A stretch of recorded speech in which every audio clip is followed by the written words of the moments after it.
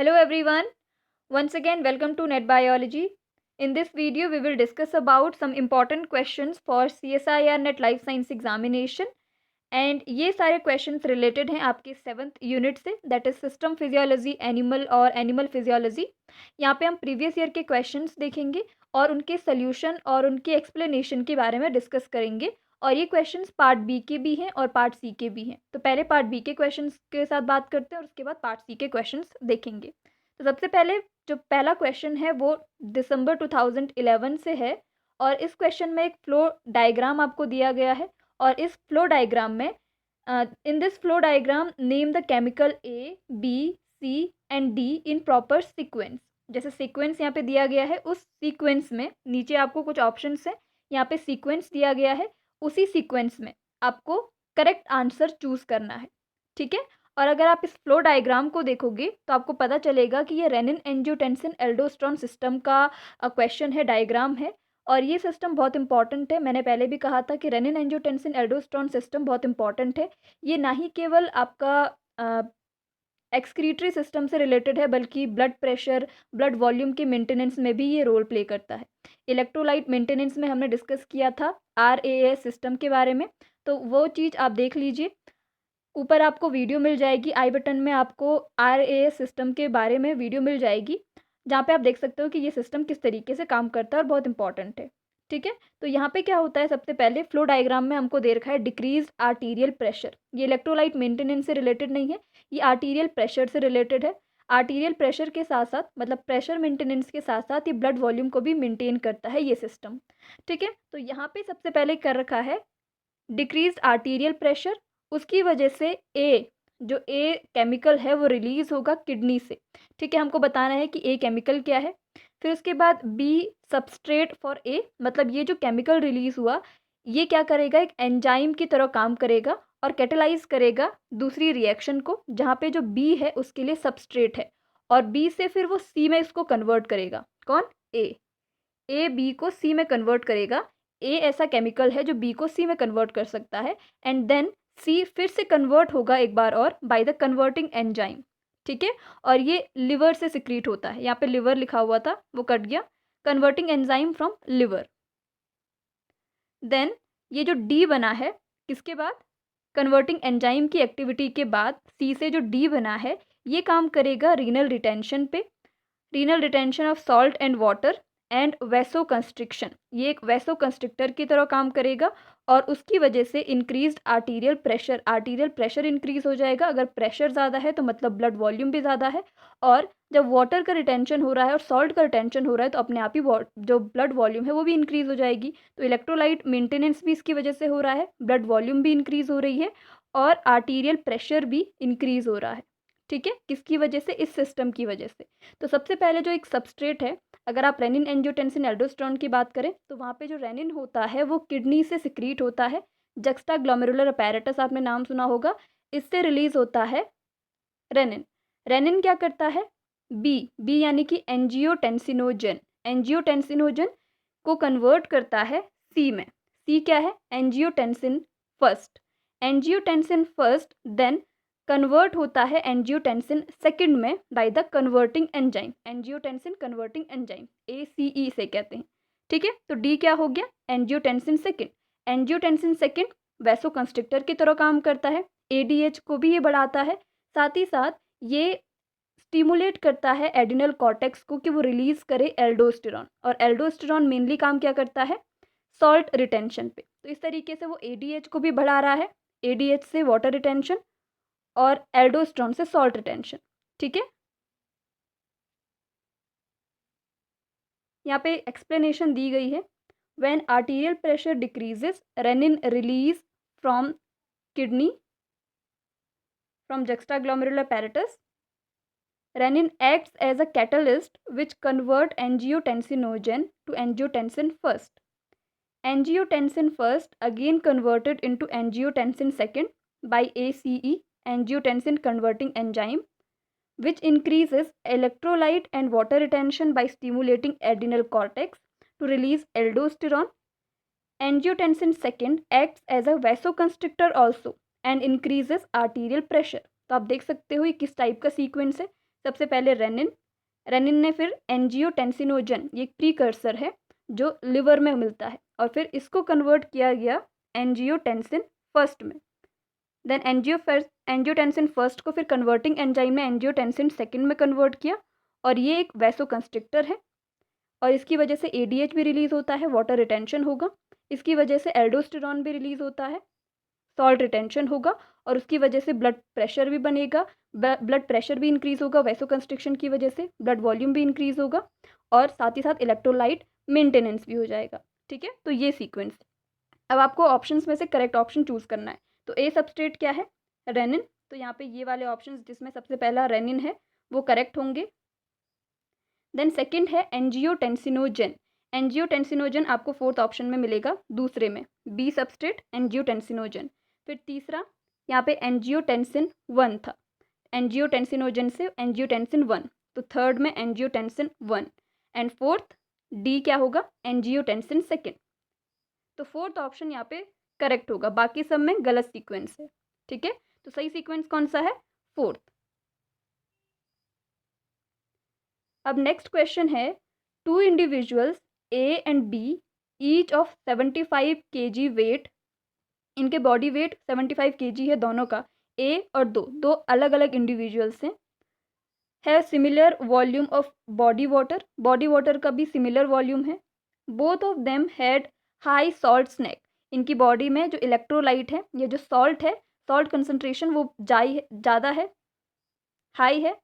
However individual A also had a glass of alcoholic drink, यहाँ पे एक और चीज़ इंक्लूड की गई है, और वो क्या है? इंडिविजुअल ए ने एल्कोहलिक ड्रिंक या एल्कोहल यूज़ किया है। ठीक है, एल्कोहल ड्रिंक किया है।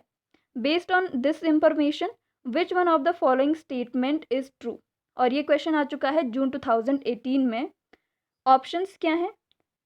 ए will have lower circulating level of anti diuretic hormone, anti diuretic मतलब ADH hormone, then B will have lower circulating level of ADH then A, the level of ADH will not change in these two individuals, the reabsorption of water in kidney will be more in A than B।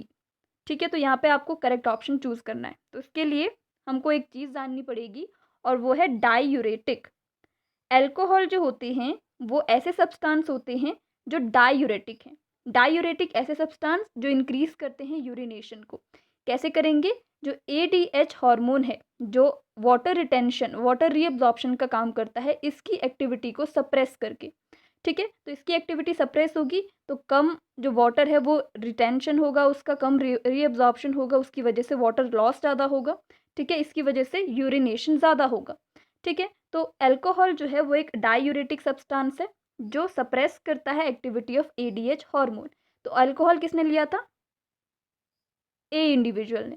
तो ए individual में alcohol की वजह से, क्योंकि एक diuretic है, ADH का जो सिक्रीशन है, ये जो रिलीज है वो कम हो जाएगा, उसकी एक्टिविटी सप्रेस हो जाएगी। इसका मतलब है जो ए वाला होगा उसमें यूरिनेशन ज़्यादा होगा। तो यहाँ पे से करेक्ट ऑप्शन कौन सा होगा? लास्ट वाला देखिए, the reabsorption of water in kidney will be more in A than B, जबकि वाटर रिटेंशन या वाटर रीअब्जॉर्प्शन ए में कम होगा, क्योंकि अल्कोहल की वजह से वाटर रीअब्जॉर्प्शन सप्रेस हो जाएगा, एडीएच की एक्टिविटी सप्रेस हो जाएगी। तो ये ऑप्शन रॉन्ग है। The level of ADH will not change, जबकि चेंज होगा, ए में कम होगा और बी में ज़्यादा नहीं मतलब नॉर्मल होगा, तो ये ऑप्शन भी रॉन्ग है। B will have lower circulating level of ADH then A, B के पास नॉर्मल लेवल होगा एडीएच का, क्योंकि उसने अल्कोहल नहीं लिया है। ए के पास कम लेवल होगा एडीएच का, तो ये वाला ऑप्शन भी रॉन्ग है। एंड फर्स्ट देखिए, A will have lower circulating level of anti diuretic hormone then B, A के पास एंटी डायूरेटिक हार्मोन का लेवल कम होगा, क्योंकि अल्कोहल एक डायूरेटिक सब्सटेंस है जो सप्रेस कर देता है एडीएच की एक्टिविटी को। तो ये वाला ऑप्शन करेक्ट है। कौन सा ऑप्शन करेक्ट है यहाँ पे? फर्स्ट। ठीक है, अब नेक्स्ट थर्ड क्वेश्चन, ये भी पार्ट बी का ही क्वेश्चन है, और ये क्वेश्चन आ चुका है दिसंबर 2018 में। क्वेश्चन क्या है? The maturation of red blood cells does not depend on, options हैं folic acid, vitamin B12, pyridoxine, and tocopherol. ठीक है, इनमें से हमको बताना है कि इनमें से कौन सा ऐसा सब्सटेंस है जो आरबीसी डेवलपमेंट या मैचुरेशन में हेल्प नहीं करता है। ठीक है, तो यहाँ पे folic acid, vitamin B12 and pyridoxine, ये तीनों ही विटामिन बी के ही आप कह सकते हो विटामिन बी के ही नाम है। Folic acid vitamin B9, vitamin B12 यहाँ पे दिया गया है, pyridoxine vitamin B6 and tocopherol it is vitamin E. तो यहाँ पे सिंपली हम इसी को एलिमिनेट करेंगे, विटामिन ई, और क्योंकि विटामिन बी यहाँ पे तीनों में दिया गया है तो ये तीनों हेल्प करेंगे आरबीसी मैचुरेशन में, लेकिन विटामिन ई हेल्प नहीं करता है। तो सिंपल सी बात है, फिर भी इसकी एक्सप्लेनेशन हम देख सकते हैं। For maturation of red blood cells, cobalamin which is vitamin B12 and folic acid which is vitamin B9 are essential for hemoglobin synthesis। Hemoglobin synthesis, hemoglobin RBC का एक मेन प्रोटीन है, इसके सिंथेसिस में vitamin 9 और vitamin 12 help करते हैं। और vitamin 6 pyridoxine जो है, जो हमने थर्ड ऑप्शन देखा था, ये विटामिन B6 है और ये हीम सिंथेसिस में, हीम ग्रुप होता है ना बीच में हीमोग्लोबिन में, तो उसकी सिंथेसिस में ये हेल्प करते हैं। मतलब आरबीसी के मैचुरेशन में ये हेल्प कर रहे हैं, लेकिन टोकोफेरॉल यहाँ पे हेल्प नहीं करता है, वो क्या है, vitamin E.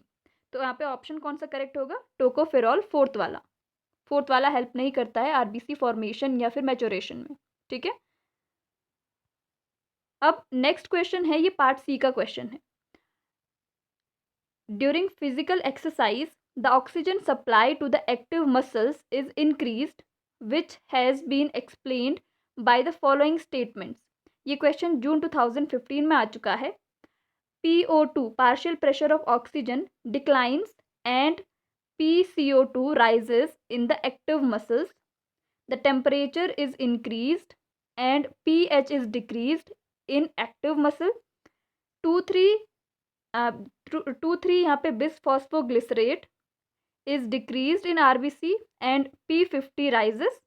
Metabolites accumulating in the active muscles increase the affinity of haemoglobin to oxygen.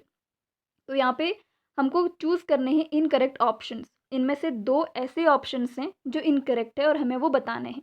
ठीक है, तो यही वही चीज़ है, हीमोग्लोबिन और ऑक्सीजन का जो डिसोसिएशन है उस पर डिपेंड होने वाले फैक्टर्स हैं ये।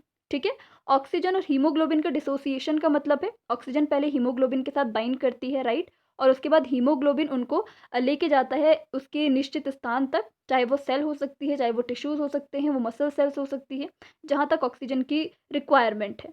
तो यहाँ पे जहाँ पे रिक्वायरमेंट होगी वहाँ पे ऑक्सीजन को डिसोसिएट होना पड़ेगा। ठीक है, तभी तो वो एक पर्टिकुलर सेल के अंदर पहुँचेगी, वहाँ की एक्टिविटी करेगी। ठीक है, तो डिसोसिएशन यहाँ पे ज़्यादा होना चाहिए, और जहाँ पे बाइंडिंग हो रही है वहाँ पे, जहाँ पे बाइंडिंग होगी मतलब ऑक्सीजन लंग से हीमोग्लोबिन के साथ जुड़ेगी, वहाँ पे इनकी एफिनिटी ज़्यादा होनी चाहिए, और जहाँ पे इनका डिसोसिएशन होना है उसकी एफिनिटी कम होनी चाहिए। उस टाइम पे हीमोग्लोबिन की ऑक्सीजन के साथ एफिनिटी कम होनी चाहिए। तो एफिनिटी को कम करने के लिए कुछ फैक्टर्स काम करते हैं, और उन फैक्टर्स की वजह से एफिनिटी कम होती है। मतलब अगर उनकी मात्रा ज़्यादा है तो एफिनिटी कम होगी। ऐसे हो सकता है कि वो कोई इन्वर्सली प्रोपोर्शनल हो, कोई डायरेक्टली प्रोपोर्शनल हो, तो उनकी अमाउंट कम ज़्यादा होने की वजह से एफिनिटी इंक्रीज़ या फिर डिक्रीज़ होगी। जिस टाइम पे एफिनिटी की ज़रूरत ज़्यादा पड़ेगी उस टाइम पे उस टाइप का चीज़ें होगी, उस टाइप की उनकी रिएक्शंस होंगी, और जो दूसरी एक्टिविटी है जहाँ पे ऑक्सीजन को रिलीज़ होना है वहाँ पे उनकी अमाउंट उसके अकॉर्डिंग बढ़ेगी या घटेगी। ठीक है, तो वो फैक्टर्स होते हैं। इससे पहले भी एक क्वेश्चन में ऐसा ही कुछ क्वेश्चन आ रखा था, वहाँ पे हमने फैक्टर्स की बात की थी, पार्शियल प्रेशर ऑफ CO2, ये बिसफॉस्फोग्लिसरेट, ये सारी चीज़ें हमने देखी थी, pH, ये सारी चीज़ें हमने देखी थी। एक बार फिर से उसको देख लेते हैं।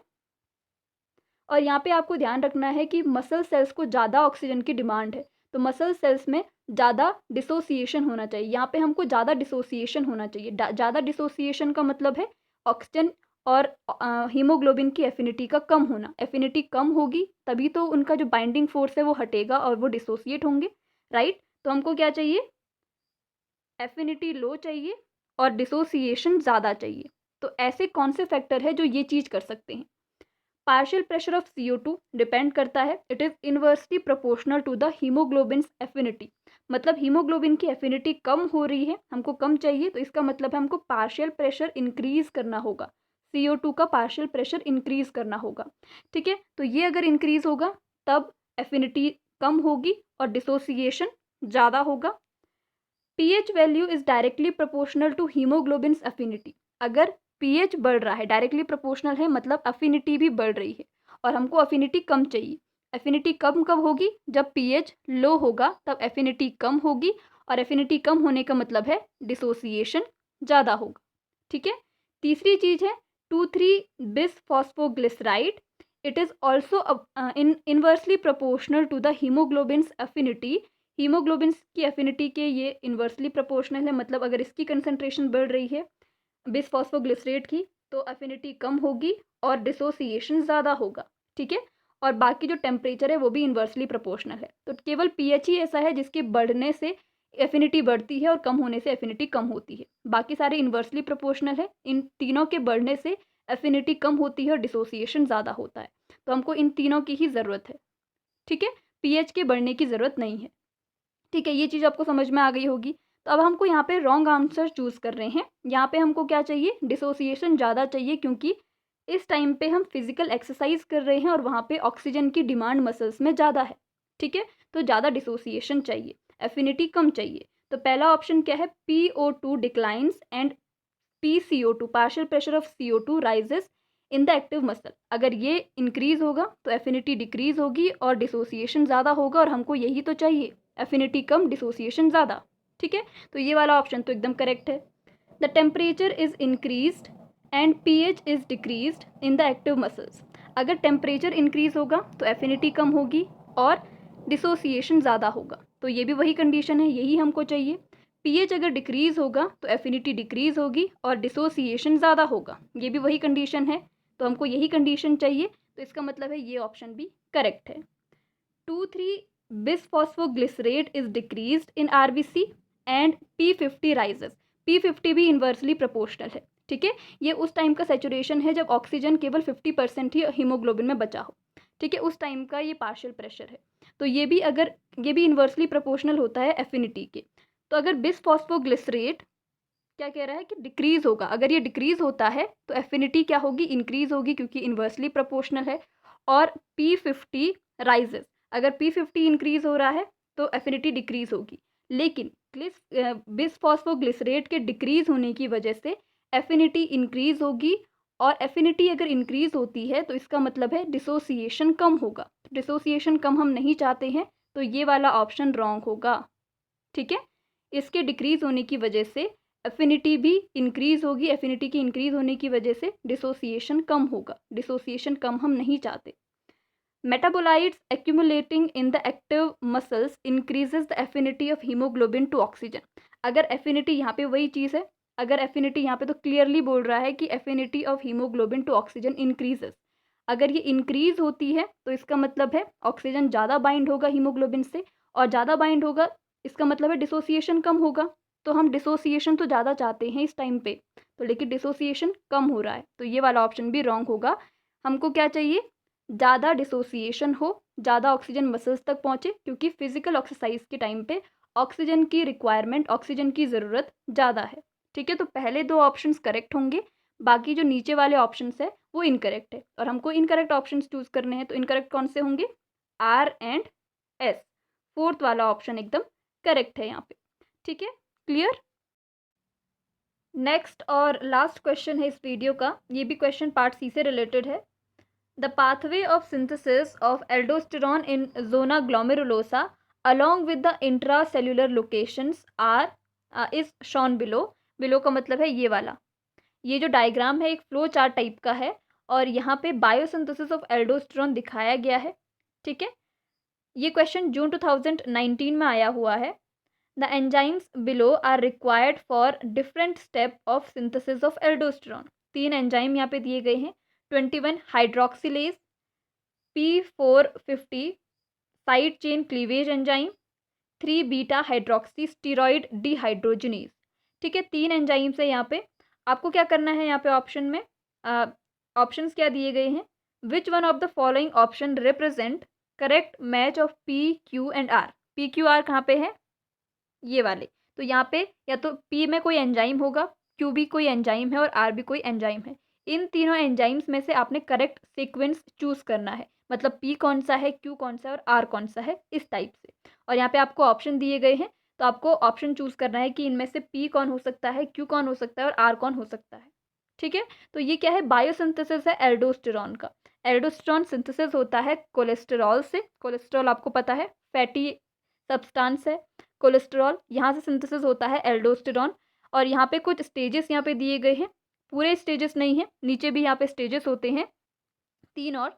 तो यहाँ पे जो पूरा बायोसिंथेसिस का पाथवे है, इसको पूरी ढंग से डिटेल में हम नहीं पढ़ सकते इस क्वेश्चन में। इसके लिए एक सेपरेट वीडियो बनाऊंगी मैं, जिसमें आपको पूरे ढंग से बायोसिंथेसिस ऑफ एल्डोस्टेरॉन उस पर टॉपिक होगा और उसमें क्लियरली पता चल जाएगा कि क्या क्या चीज़ें होती हैं। यहाँ पे हम केवल एंजाइम्स की बात करेंगे कि इन 3 जगहों पे कौन कौन से एंजाइम यूज़ होते हैं।